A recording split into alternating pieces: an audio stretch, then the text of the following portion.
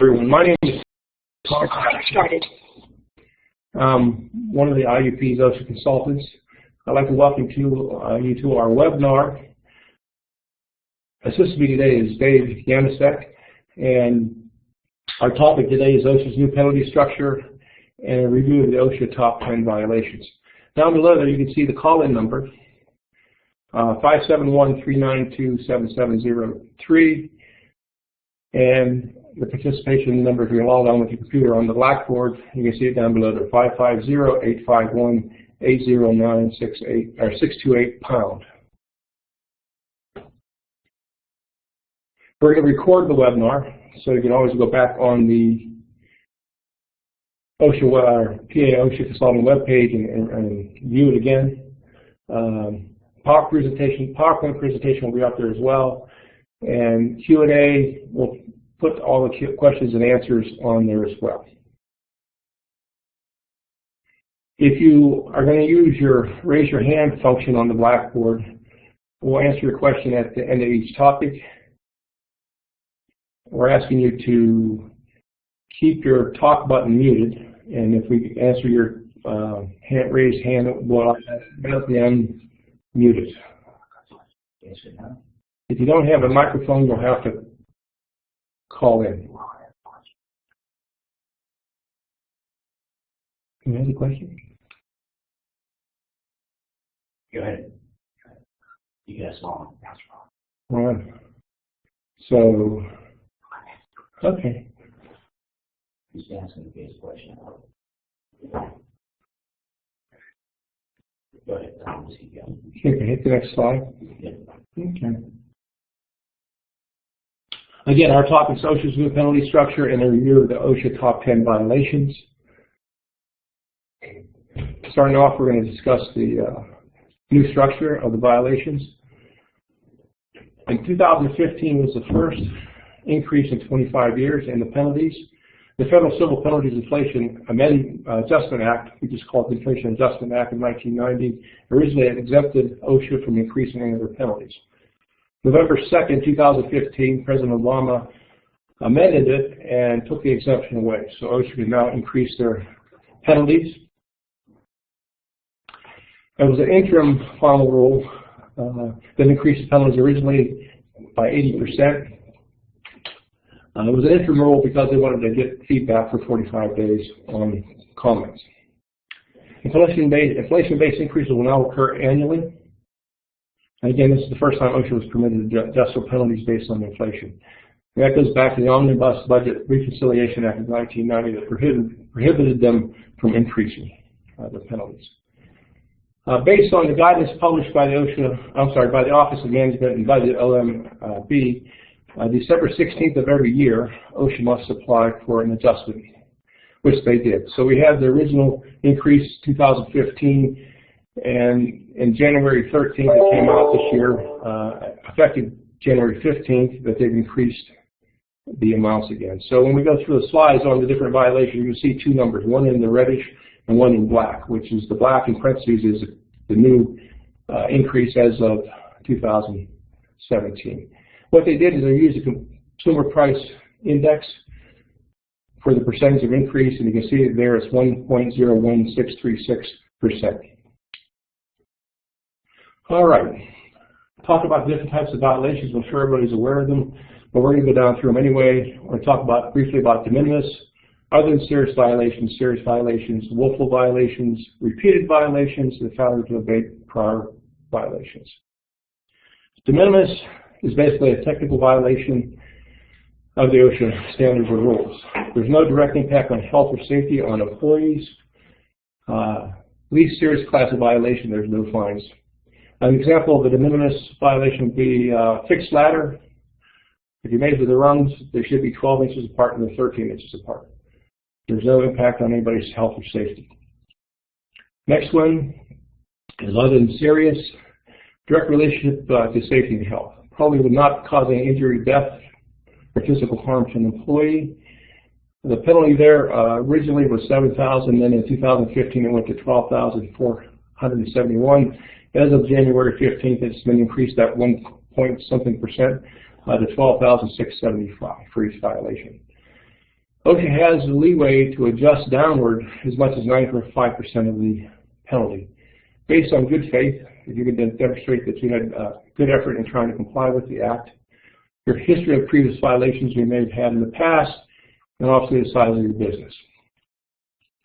Serious violation basically involves an obviously correlation or probability of death or serious physical harm to an employee. The employee knew or should have known that the situation was occurring. It didn't. Okay, so then again, it's $12,471 as of 2015. That small increase brought it up to $12,675. Again, it can be adjusted downward based on good faith. Again, demonstrating your efforts for complying with the standards. History of previous violations, the gravity of the alleged violation has a lot to do with it, and again, the size of your business. A willful violation in 2015 went from $70,000 to $124,709.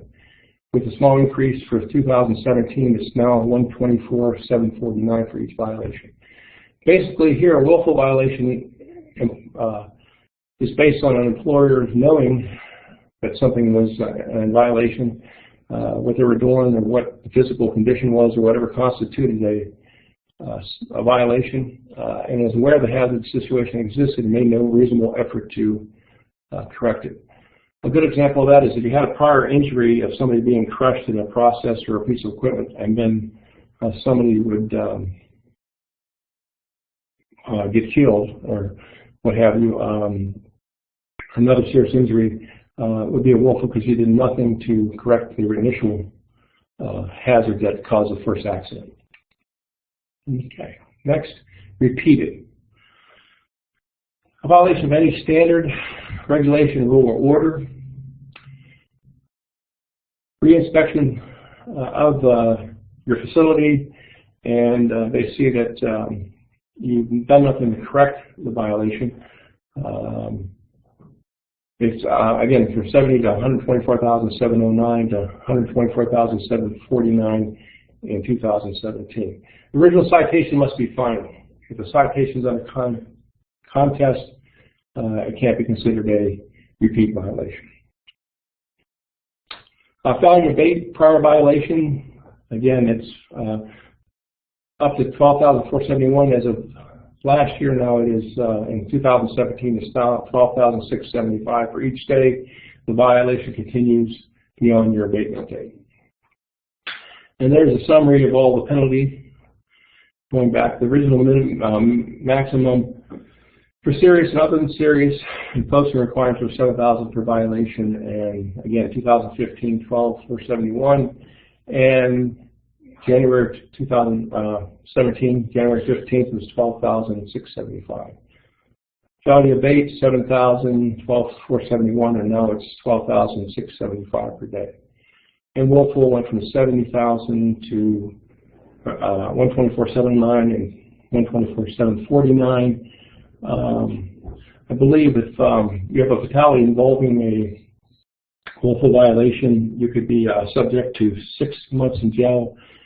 Individually, you could be fined up to $250,000, and a corporation could be fined up to $500,000. Okay. If there's any questions, please raise your hand and we'll answer your questions.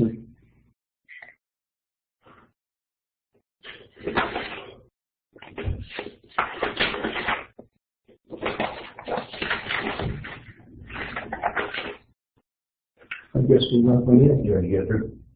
Pardon? You already get through? Yeah. So go on back a couple slides there. Yeah. There we go. Some frequently asked questions. I think we've already pretty much answered a lot of them, but these came out when they started the process of increasing the penalties. Basically, one question was, what is the Inflation Adjustment Act, and why did the Department of Labor publish that rule?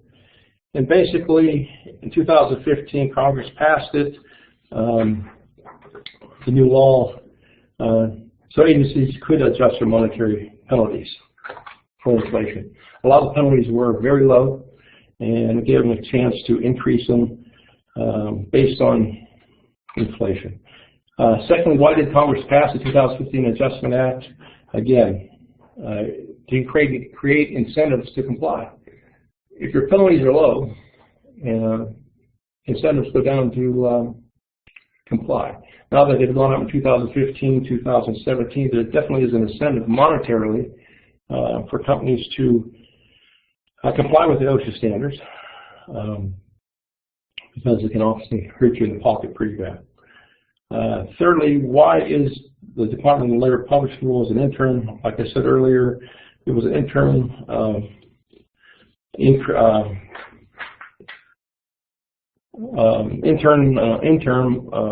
publication because they wanted to give companies an opportunity to comment on it. Also, they called it the catch-up adjustment, okay, for OSHA and other entities to raise their penalties and catch up with what it should now be 25 years later. Number 5 was, what's the monetary impact of the interim final ruling on the regulated community, you, the employers? It was interesting. They estimated, based on the current amount of monies that are coming in from the violations or penalties, they could expect a $140 million increase in cash flow into the coffers. Now, if people that aren't really complying with the standards obviously get penalties and stuff like that, and they start complying, OSHA comes in, they're expecting the amount of money obviously to go down. So there is incentive for companies to comply with the OSHA standards. Which of the department agencies are involved? There were 5. Basically, you had Employee Benefits Security Administration, Mine Safety and Health Administration, Occupational Safety and Health Administration, Office of Workers' Compensation Programs, and Wage and Hourly Division. They're all part of this whole effort. And number 7, when did the Department of Labor agencies begin to assess the new penalties? Well, initially, back when they came into being, passed in 2015, basically the new civil penalties amounts were applicable only to civil penalties assessed after October 1st, 2016. Those associated violations occurred after November 2nd, 2015, when President Obama signed the act. And then again, they're updated via the Inflation Adjustment Act. Number 8, how will the Department of Labor adjust the penalties? Well, basically, every year guidance will be issued to all the 5 agencies, and by December 15th, which occurred last December, OSHA applied for an increase, and they had to do that by December 15th and become effective January 15th. So we're actually on our 2nd increase. Okay. Hopefully that helped answer any questions you might have. I don't know if you have any questions or hands up coming in. Okay.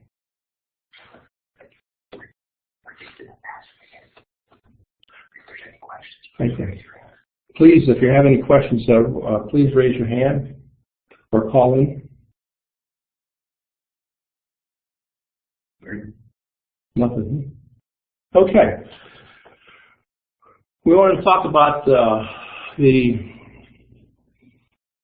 top 10 OSHA violations. So we have listed there the top OSHA violations for both construction and general industry, and then we're going to break it down. The most current ones, 2015 for general industry and construction coming up after this.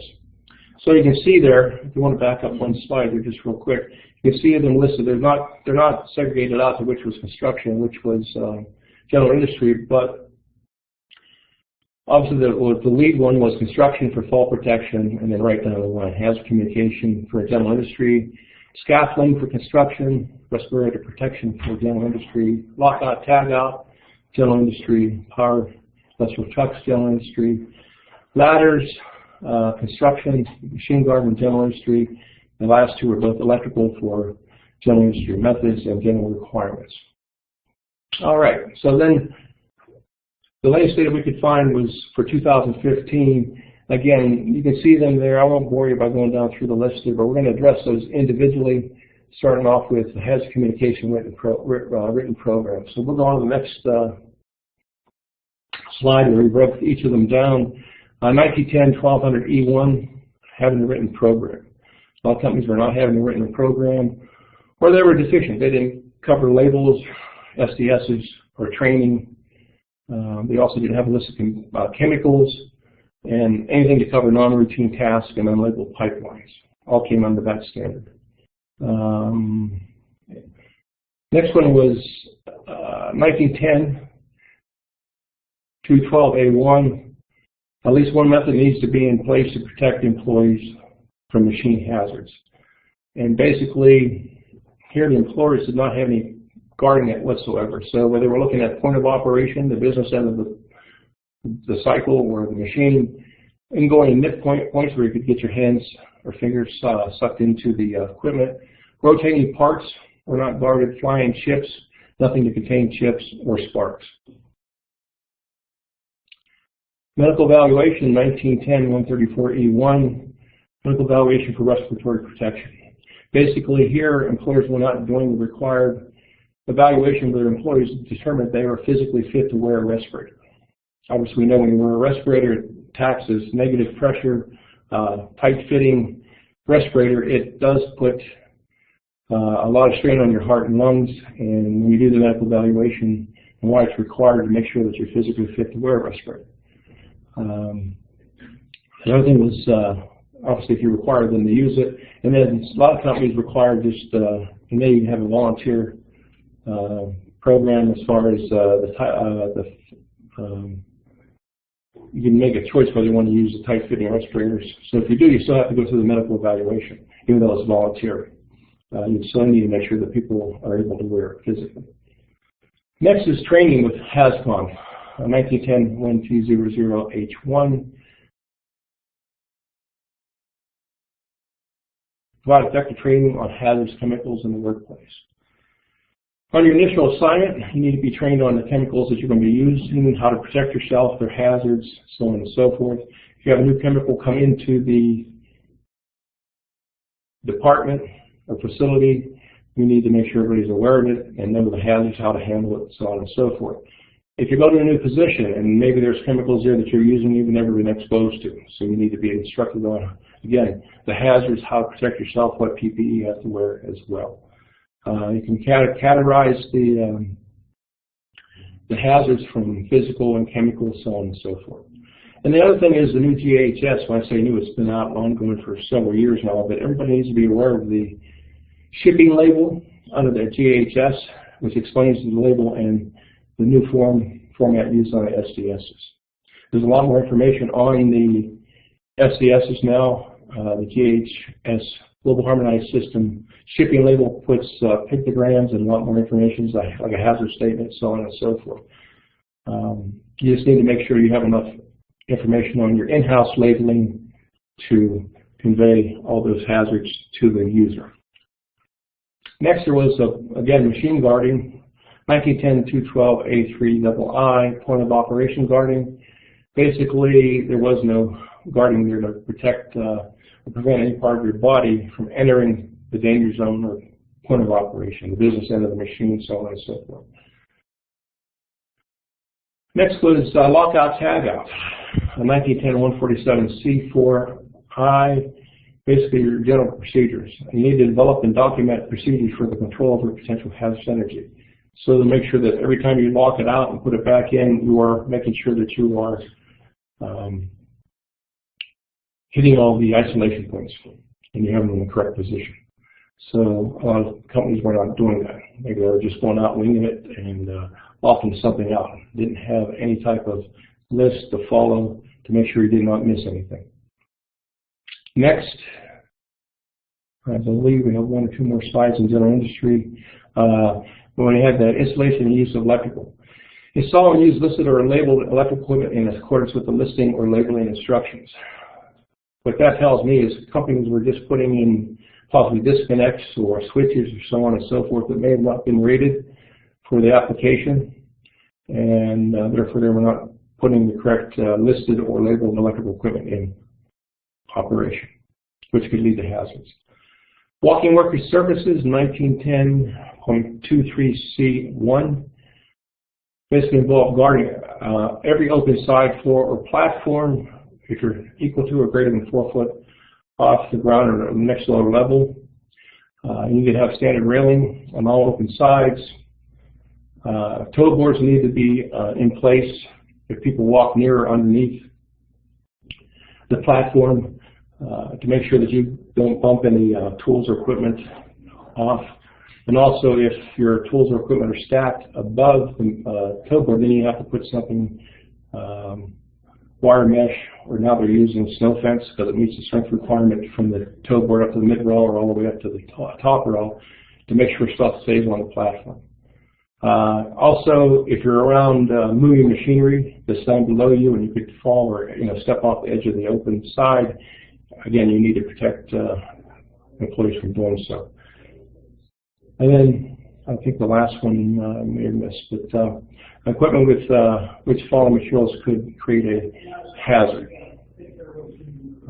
You need to, again, it goes back to the toe board, so on and so forth. 1910-178L1I, Safe Operations Power Industrial Trucks. Basically what they found here is no formal training.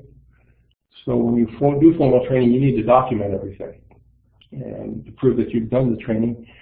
And part of that training would be practical training. You have the employees drive the forklift, a checklist where you can check off their proficiency, and then you evaluate them whether they're competent or not to operate the truck. I believe this might be the last one. Eye and body flushing facilities. For potential for eye and body to be exposed to any injurious or corrosive materials, you need to have provided quick drenching or flushing immediately available in an emergency. So I believe the ANSI standard, and don't hold me to this, but I believe it says 25 feet, within 25 feet of where you're working. They found people working with or using corrosive materials, and there was no eye wash or shower available to them. Okay, we can open up to any questions you might have on the general industry top 10. Wait a few minutes here and see if anything's coming in. Yeah, I got one here. Okay. And click on this should open up their. go ahead, see if you can speak. Can you hear me? Try now. Can you hear me? Person raised their hand. Amy, Amy? tell her here if she has a speak, if she has a microphone. Do you have a microphone? Make sure it's on. Make sure it's on. If you're following along on Blackboard, you click on the top. It should open up your microphone. How does the company determine who is qualified to do the forklift training? Is the question. Okay. It could be through actually going through a training program where you're actually certified as a trainer. It could also be through knowledge experience of actually operating the forklift. If you go to the OSHA standard, it will tell you all the areas you have to hit and train on when it comes to the forklift. So you need to be able to understand that and train people on that and answer questions pertaining to those areas. So again, it is through a formal training or through your knowledge and experience, and you can perform the training and answer those questions that you have to hit on based on the standard. Yes. Yeah. Good.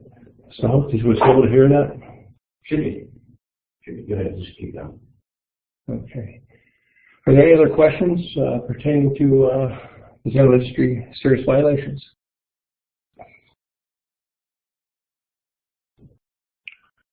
Okay.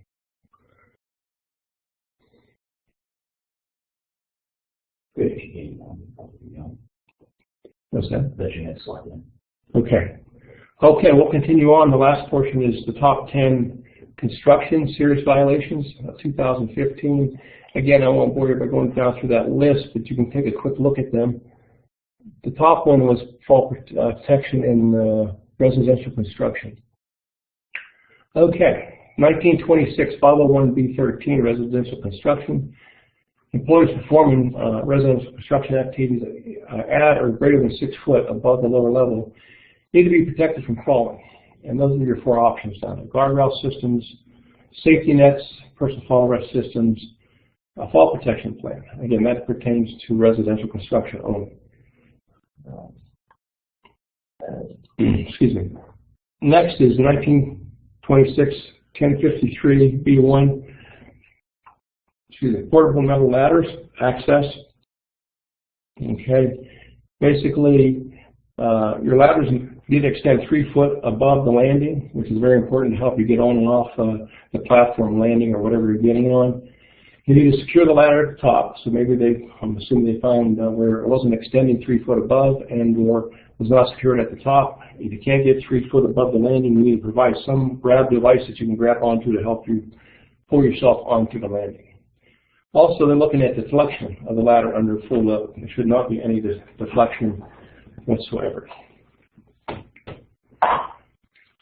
Next up is 1926.501B1, unprotected sides and edges.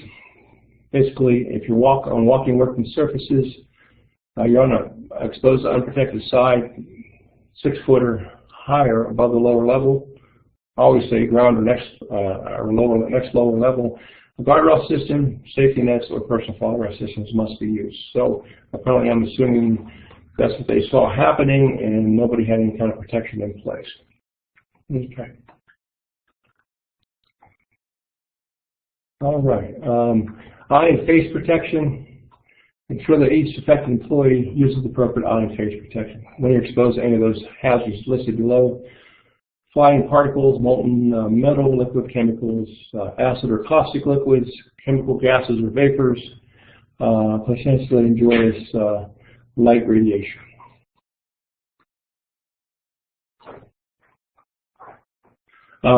Next up is 1926-503A1, fall protection training. Provide a training program for employees who might be exposed to fall hazards. That's important. Whether you're exposed to climbing and using fall protection in an elevated position 1 time or 100 times a year, you need to have your people trained. They need to be able to recognize fall hazards, and they need the procedures to follow in order to minimize those hazards. So how to use it, inspect it, so on and so forth. It's all trained under 503. So apparently they saw an awful lot of that out there where people were not trained properly or no training at all. Head protection, wear your protective helmets in areas where it's possible to sustain a head injury, obviously from falling and flying particles or objects. Impact, if you bump into something, I think we've all done that one time and it hurts pretty bad. If you didn't have your hard hat on, could have done some serious damage to your skull. And from electrical shock and burns. So if you're an electrical worker, your helmet needs to be rated for, I believe it's 20,000 volts. If you would happen to brush up against something that's energized. Making mention we have somebody monitoring the chat, so they're just going to answer the questions. Yeah, I'd rather them raise their hand. It's hard to go back. Are you getting a lot of chat? Yeah, there's one. So you want me to pause while you answer the chat? No, go ahead. You keep me on. Okay. Here we go. Scaffold, fall protection. Basically, they've seen people using cross bracing to access scaffold platforms, obviously, which is a no-no. Employees need to be protected when they're on scaffolds greater than 10 feet above the ground at next lower level. There's all kind of fall protection available. Obviously, your guardrails and personal fall arrest systems. When platforms are greater than 2 foot above or below the point of access, okay, to get up on the platform, you need portable ladders. You have hook-on ladders, attachable ladders, stair towers, and there's a few other things listed in the standard, which were too many to put in the slide.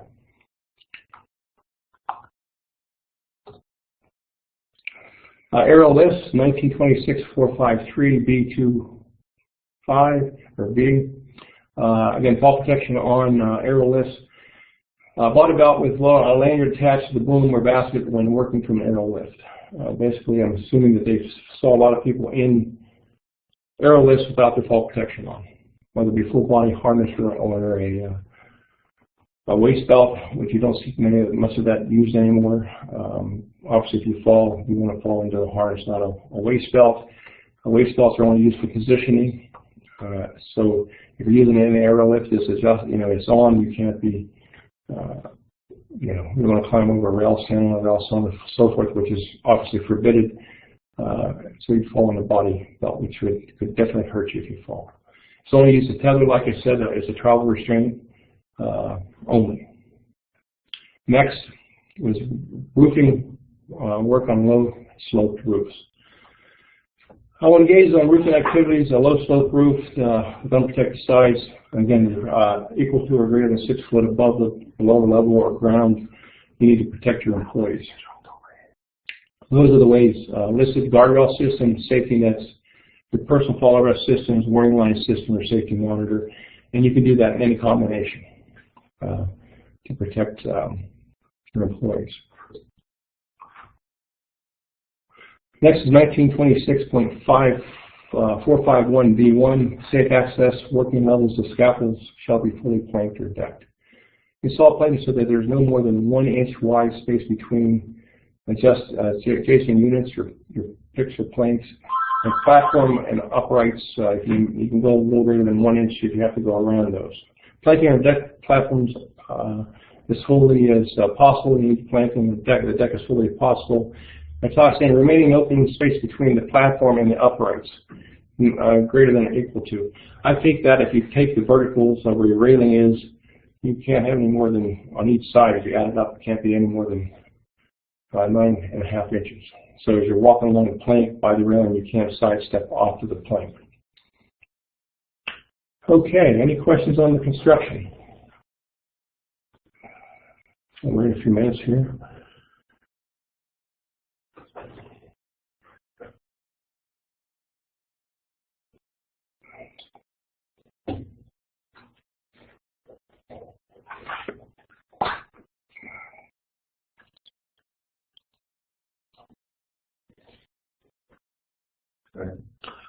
Okay, I guess nothing coming in. Just a little bit about our program. Backing up a little bit there. That it? About the PA OSHA Consulting Program. Again, we're designed to help small and medium-sized businesses, usually 250 or less employees, at a single site, and up to 500 corporate-wide at a single site. These large businesses, we could do maybe a limited scope.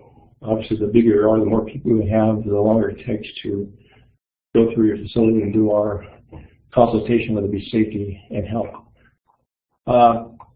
Priority, we'll give preference to high hazard industries first, and anything involved with hazardous operations. If you call them, we'll give you priority over any other request. Next slide. No citations, no penalties. We do not issue citations. We do not write any violations. We just identify whether it's imminent danger, serious hazard, or other than serious hazard. When we come to see you, you need to agree that you will correct any serious and imminent danger hazards identified, and must refer you to OSHA enforcement if you do not correct those hazards. Cost and savings, basically, we do this free of charge, obviously. You avoid OSHA penalties and litigation costs, and reduce workers' compensation costs, and minimize equipment damage and product losses. For example, one consultant identifies on an average of 7 serious or other serious hazards. If you calculate based on current penalties, if OSHA would come in and cite you, we'll save you $87,000 in fines. You can contact us. The contact information is listed there. We're located in Indiana, Pennsylvania on South 9th Street. Our phone number is there, 800. We have a fax number listed there. We have a web page. And we have Facebook and Twitter. If you want us to come out and do a visit, you can go on our website and you can put in a request. It's very simple to do. It's not very involved, and you can type it and send it off to us, and it'll get into the system. Okay, questions. Again, if anybody has any questions, please raise your hand or chat. March 15th of this year at 10:30, we'll have another webinar on the revised silica regulation. Okay, we have a question here. Okay. Gary. Okay, can you hear me? Please make sure you know that click the talk button. Click your talk button to unmute your talk so we can hear you.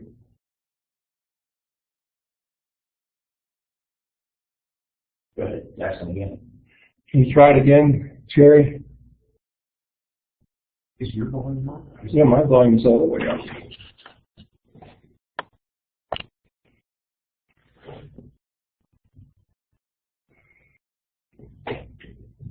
Just read the question. Talk about an answer.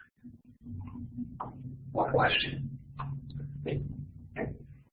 Just have someone take this question into the chat. We can't hear on mobile. Is that a chat or is that from Jerry Burke? Is that a chat? Here's a question. Lisa asked, is ladder safety for construction applicable for general industry? Ladder safety? I'm not sure. There's a lot to ladder safety, but She wants to know if they're the same standards. Just, you gotta tell her the ladder requirements for general industry are found in 1910-23.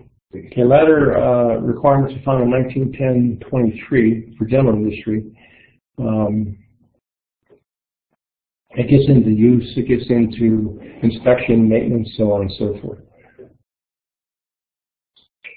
I would assume, it's been a while since I looked at the construction standard pertaining to ladders, but I wouldn't doubt if they're pretty much similar. But you could check that out. I don't know if you're in construction or if you're in general industry. You gotta repeat those questions on the I website. can't see it. I need a magnifying glass. It will be available on our website written in a few days. Okay. Tammy's answered those chats. Hey, do you have anything else up? As you can see, we're having growing pains. This is our second webinar we've done, so hopefully we'll improve on each one as they come up. Hold on, what's that say? Here. The last question on the web page, the chat. Can you read out? Is there a guideline to determine if you need to wear steel-toe shoes? Yes, there is. Basically, if you can drop, roll, in general, anything on your feet or toes, metatarsals, you need to have safety-toed shoes on. Tell them that the foot protection falls under 1910.136. 1910.136 fall protection is underneath that. Foot protection. Foot protection, right, is underneath that. So I say fall, foot protection. Anything else coming up? Also tell them, feel free to give the cost of our program. Yes, I did not mention that at the beginning, but if you have a question, please give us a call. Each of us consultants take a week at a time on phone duty, and they can refer you to whoever's on phone duty that week that you call to answer your question. It's good. We'll answer the questions as it's called. What do you want to do? Just read the question. Okay, well, I can't read them from here, but what's the next question? Is there a guideline to determine steel-toe shoes? You answer that. Yeah. Just go ahead and end it and tell them the question. Give us a call or our number. Well, I did. So if you need further information on any of your chat questions, please call us. The 800 number is listed there, 800-382-1241. Okay. That's it. So the next question, are you required to have some type of equipment to recover someone who falls with fall protection? Yes, you need to have a rescue plan in place. If someone does fall, and you need to do that before they start climbing, whether it's having a ladder available, an aerial lift, maybe you have to have an outside concern, like fire department that may have rescue equipment where they can rappel down to get someone, so on and so forth. But if you don't, you need to have something in place should somebody fall and need to be rescued.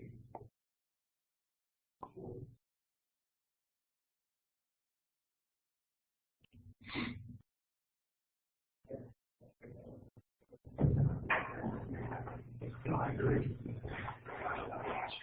Anything else up there, Dave? Nope, that's the last one. Okay, we're going to sign off. Give us a call if you have a question.